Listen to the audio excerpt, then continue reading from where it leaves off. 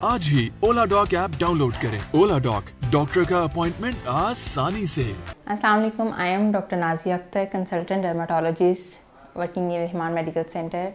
आज हम जिस टॉपिक पे बात करेंगे वो है सडन हेयर फॉल। बहुत सारे लोगों का मसला होता है, आते हैं इस कंप्लेन के साथ कि एकदम से हमारे बाल गिरना शुरू हो गए हैं। पहले बाल बिल्कुल ठीक थे, एकदम से बाल गुच्छों की शक्ल में उतर रहे हैं, सुबह उठते हैं बालों जो तकिया है हमारा बालों से भरा होता है। तो आज हम इस टॉपिक पे बात करेंगे। इसको साइंस की ज़ुबान में टीलोजन एफ्लूवियम कहा जाता है। इसकी बहुत सारी कॉजेज़ हैं। सबसे पहले ये समझना ज़रूरी है, इस पे डिफरेंट कॉजेज़ पे हम बात करेंगे, नॉर्मल हेयर साइकिल पे बात करेंगे, फिर इसकी ट्रीटमेंट ऑप्शंस हमारे पास क्या हैं, क्या क्या हम अगर हमारा ऐसा मसला स्टार्ट होता है तो हमारे पास क्या क्या ऑप्शंस मौजूद हैं। सबसे पहले नॉर्मल हेयर साइकिल पे बात करते हैं। ये सब समझना बहुत ज़रूरी है। एक सिंप्लीफाई करके मैं आज समझाऊंगी इस बात पे कि नॉर्मल 50 to 100 हेयर जो है, अगर आपके गिर रहे हैं तो ये एक नॉर्मल नंबर है। ठीक है, हेयर साइकिल ऐसे ही होता है कि पिछले बाल गिरते हैं तो अगले बाल उगते हैं। इसमें नॉर्मल हेयर साइकिल में सबसे पहले हमारी फेज होती है एनाजन फेज, जिसको हम ग्रोथ फेज कहा जाता है। इसमें हमारा बाल 2 to 6 ईयर्स तक रह सकता है।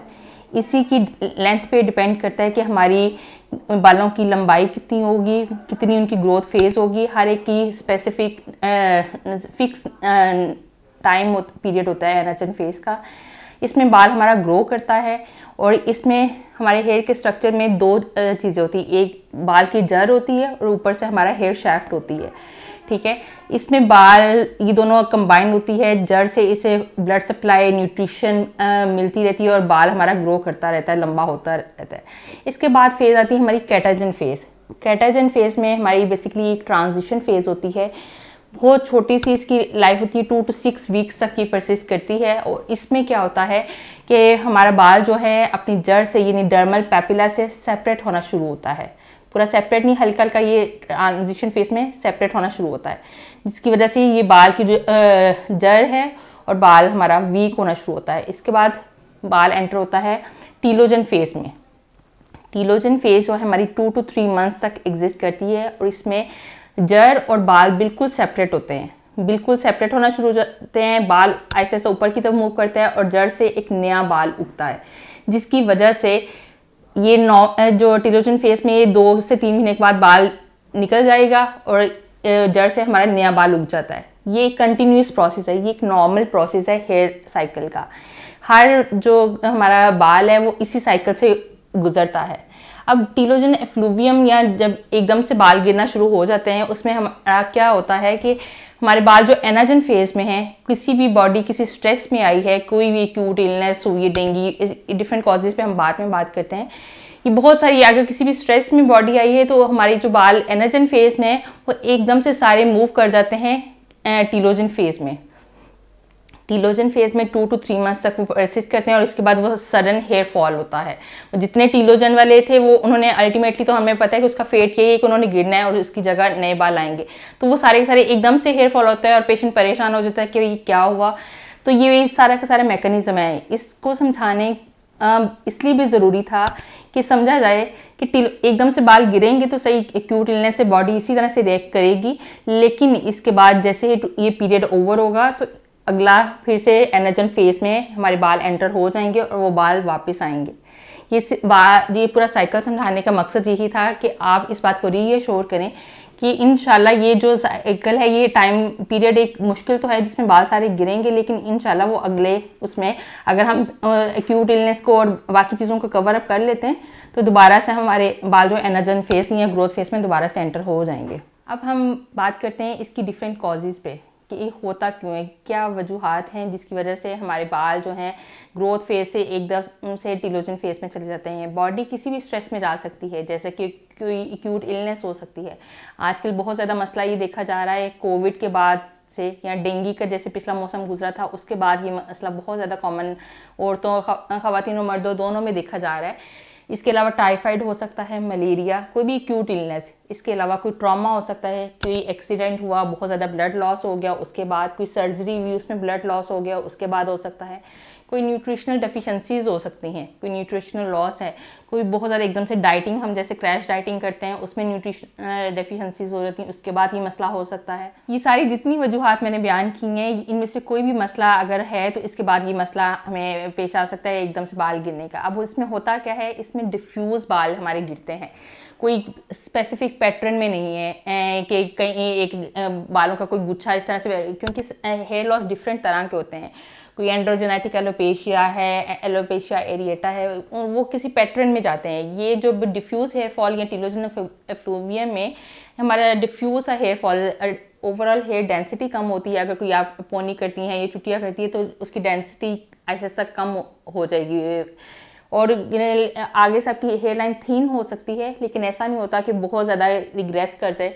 स्कैल्प ऐसे आपकी नज़र आना शुरू होगी बहुत ज़्यादा डेंसिटी कम होने की वजह से, लेकिन कोई ख़ास पैटर्न नहीं होता इसका। ये डिफ्यूज़ पूरे सर से बाल उतरे हुए होते हैं इसकी। अब अगर तो ये आपको मसला है तो इस पर हमने अब करना क्या है, अब ट्रीटमेंट ऑप्शंस पे हमारे पास आते हैं।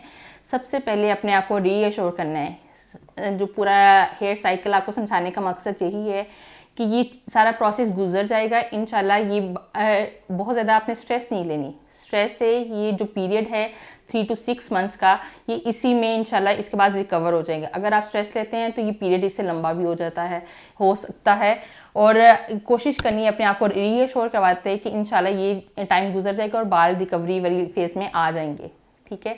क्योंकि 3 to 6 मंथ्स का पीरियड है ये, इसमें अपनी आपने इसके अलावा चेक करना है, अपनी डाइट अपनी बहुत अच्छी रखनी है, अपने हेयर केयर में बहुत ज़्यादा ध्यान रखना है। बहुत ज़्यादा एग्रेसिवली बालों को टाई नहीं करना, बहुत ज़्यादा उसको स्क्रब नहीं करना स्कैल्प को। अपने बहुत सारे लोग एकदम से बाल गिरना बहुत ज़्यादा शुरू होते हैं तो वॉश करना छोड़ देते हैं। आपने ऐसा बिल्कुल नहीं करना, अपनी स्कैल्प को नीट रखना है। जेंटल शैम्पूज़ का इस्तेमाल करना है, माइल्ड शैम्पूज़ का इस्तेमाल करना है जिसमें सल्फेट पैराबिन वगैरह ना हो। ऐसी चीज़ों का इस्तेमाल करना है। अपनी डाइट का बहुत ज़्यादा ख्याल रखना है, डाइट में प्रोटीन्स का बहुत ज़्यादा ख्याल रखना है। प्रोटीन डाइट का बहुत इंपॉर्टेंट है, स्पेशली लोग जो एकदम से डाइटिंग स्टार्ट करते हैं तो उनका ये मसला आता है। तो उसमें ये क्या होता है कि प्रोटीन अगर हमारी डाइट में कम होती है तो हेयर भी हमारा एक प्रोटीन है, कैराटिन है बेसिकली। तो जैसे बॉडी में प्रोटीन्स की कमी होती है तो बॉडी एक्स्ट्रा प्रोटीन्स बनाना बंद करती है और जिस एक्स्ट्रा प्रोटीन्स में एक हमारी कैराटिन यानी बाल भी आते हैं, तो इस वजह से भी हेयर फॉल हो सकता है। तो अपनी डाइट में प्रोटीन्स एटलीस्ट अगर 3 पोर्शन में डिवाइड करते हैं तो 1 पोर्शन आपका प्रोटीन्स का होना चाहिए। रोज़ाना अंडों का इस्तेमाल करें, दालों का इस्तेमाल करें, मीट का इस्तेमाल करें, किसी भी फॉर्म में कोशिश करें कि रोज़ाना अपनी प्रोटीन जो इंटेक है उसको प्रॉपर रखें। इस पर हम एक अलग से भी बात करेंगे कि प्रोटीन डाइट में, क्योंकि बहुत डिटेल में एक ये भी टॉपिक है कितनी प्रोटीन लेनी चाहिए, ठीक है। लेकिन अगर मोटा मोटा अगर मैं बताती हूँ कि 3 पोर्शन में अपने खाने को डिवाइड करते हैं तो 1 पोर्शन आपका प्रोटीन्स का होना चाहिए। इसके अलावा सप्लीमेंट्स ऐसे जिसमें विटामिन डी हो, आयरन हो, विटामिन सी हो, ठीक है। इसके अलावा जिंक होना चाहिए, सेलेनियम, माइक्रोन्यूट्रिएंट्स जो हैं ये भी बहुत इंपॉर्टेंट है। तो इसलिए ऐसे मल्टीविटामिन का इस्तेमाल करें जिसमें हेयर, नेल और स्किन तीनों का सारे माइक्रोन्यूट्रिएंट्स और मैक्रोन्यूट्रिएंट्स मेंशन हों। सिंपल एक कोई भी न्यूट्रिएंट लेने से उस मसले का हल नहीं होगा। इसके अलावा कुछ पेप्टाइड बेस्ड सीरम्स हैं। अगर तो इन सारी चीज़ों के बावजूद, इस सारी केयर के बावजूद आपको लगता है कि मसला हल नहीं हो रहा तो अपने डर्माटोलॉजिस्ट से ज़रूर कंसल्ट करें ताकि वो देखे। क्योंकि इसके अलावा कुछ एंटी इन्फ्लामेटरी शैम्पूस हम एडवाइस करते हैं, लेकिन उस स्कैल्प की कंडीशन को देख के पेप्टाइड बेस्ड सीरम्स यूज़ कर सकते हैं। और अगर इन सारी सप्लीमेंट्स और इनके बावजूद नहीं ठीक होता तो फिर हमें कुछ प्रोसीजर्स की तरफ जाना पड़ता है, जैसे PRP है, मीज़ोथेरेपी है, डर्मा रोलर वगैरह का इस्तेमाल हम करते हैं। लेकिन ये अगर इन चीज़ों के बावजूद और ये रिकवरी पीरियड 3 to 6 मंथ्स का है। रिकवरी पीरियड में हमें कैसे पता चलेगा कि हम रिकवर हो रहे हैं? हमारे बेबी हेयर बेसिकली जो फ्रंट लाइन के साथ हमारे आना शुरू होते हैं कि पता चलता है कि न्यू हेयर बनना शुरू हो गए हैं।